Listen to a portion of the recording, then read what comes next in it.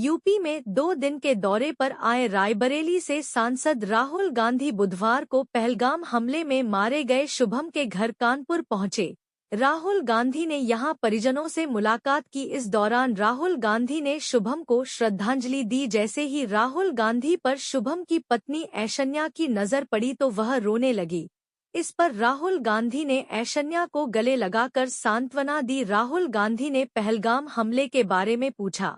इस पर ऐशन्या ने बताया कि कैसे शुभम की आतंकवादियों ने गोली मारकर हत्या कर दी। ऐशन्या बोली, पहलगाम में कोई सिक्योरिटी नहीं थी, आतंकवादी आए और धर्म पूछताछ गोलियां बरसाने लगे। इस दौरान राहुल गांधी ने शुभम के परिजनों को हर संभव मदद दिलाने का भरोसा भी दिलाया। इस दौरान राहुल गांधी ने पहलगाम आतंकवादी हमले में अपनी जान गंवाने वालों के लिए एक विशेष सत्र बुलाए जाने की भी बात कही। राहुल गांधी ने कहा वह खुद प्रधानमंत्री से व्यक्तिगत मिलेंगे, शुभम को शहीद का दर्जा दिलाए जाने के मुद्दे को संसद में उठाएंगे। इसके बाद शुभम के परिजनों ने राहुल गांधी से कहा, पिता को आपने भी खोया है, इसलिए आपसे बेहतर हमारा दर्द कोई नहीं समझेगा। इस पर राहुल गांधी भावुक हो गए। उन्होंने कहा, मेरी दादी आज पीएम होती तो पाकिस्तान को अब तक करारा जवाब मिल चुका होता। राहुल गांधी शुभम के घर करीब 30 मिनट तक रुके। इसके बाद वह चकेरी एयरपोर्ट से दिल्ली के लिए रवाना हो गए। पहली गोली उसको अगर नहीं पड़ी होती, पहली गोली मारी है उसको, पहली गोली शुभम को मारी है। जो आतंकवादियों ने पहली गोली उसको। और ये कितना टाइम चला ये पूरा? 50 मिनट आराम से। उन्होंने इत्मीनान से पूछ के कपल्स को ये टारगेट किया था कि उसकी पत्नी के सामने उसके पति की हत्या करे और उसको दिखाए, और हिंदुस्तान की गवर्नमेंट को चैलेंज करा है। बताओ हमने क्या किया। और जा करके महिलाओं को बोलते थे कि जाके अपनी गवर्नमेंट को बताओ मैं तेरे पति को मार रहा हूँ। जब गोली चलती ले रहे हैं ना पूछने में कि हिंदू मुसलमान, उसमें भी तो कई लोग भाग रहे, ऐसे फायर नहीं कर रहे हैं, ये मकसद से आए हैं, पूछ के मार रहे हैं। अगर ये पूछ के नहीं मार रहे हो तो वहाँ 100 से 200 लोग मरे। लेडीज भी की डेथ होती है। मैं भी नहीं होती, मेरे घर वाले जो गए थे ऊपर से, वहाँ जितने लोग पूछ के मारे, उनकी टारगेट नजदीक से देखा है। जो दर्द मेरा है वो दर्द आपका है सर। आपने इस दर्द को बहुत नजदीक से देखा है।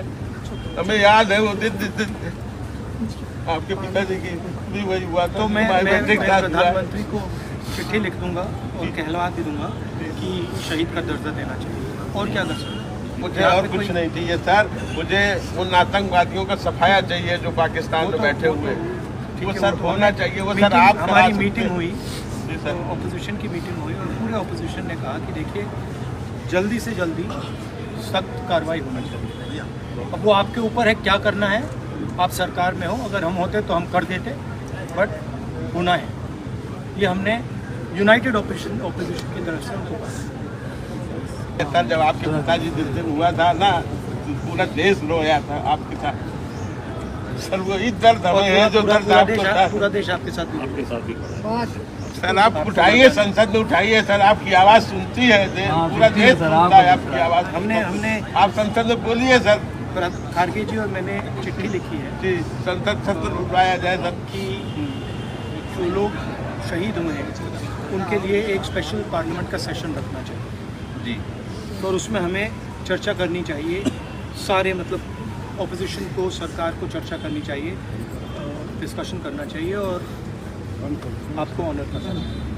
बोलते रहे वो लोग कि जाके अपनी गवर्नमेंट को बताओ, जाके अपनी टूरिस्टों ने यहाँ पे आतंकवाद फैलाया। अरे निहत्ता इंसान क्या वहाँ आतंकवाद फैलाएगा सर? आपका क्या एक्सपेक्टेशन है? मुझे आपके लिए क्या करना? आपने बोला शहीद का सर दो है, वो सर दो है।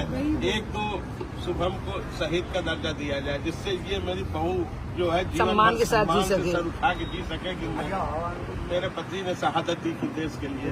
दूसरा, आप सर सरकार पे दबाव बनाइए कि वो आतंकवादियों पे सख्त कार्रवाई करें।